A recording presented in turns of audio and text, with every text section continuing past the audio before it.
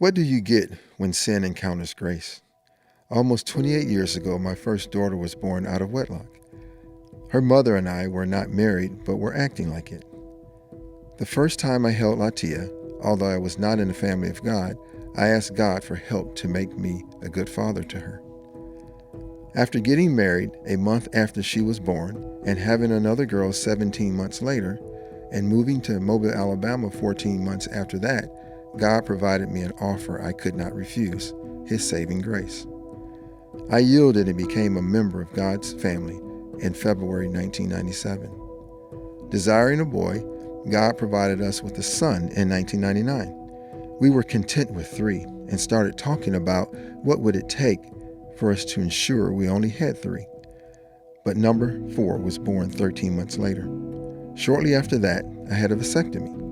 Yet, 30 months later, God reminded us that children are a gift and the fruit of the womb is a reward.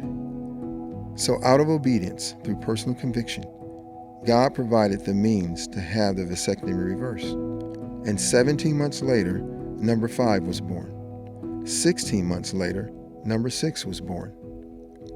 To me, fatherhood is about sowing and reaping. God gives children as an act of love and reaps praise and worship. I give my children instruction, training, and nurturing as an act of love and reap the opportunity to see God develop redemption stories.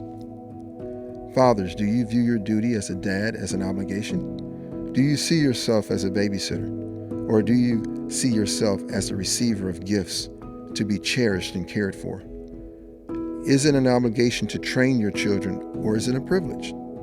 Are you leveraging your family to witness God producing redemption stories in your home?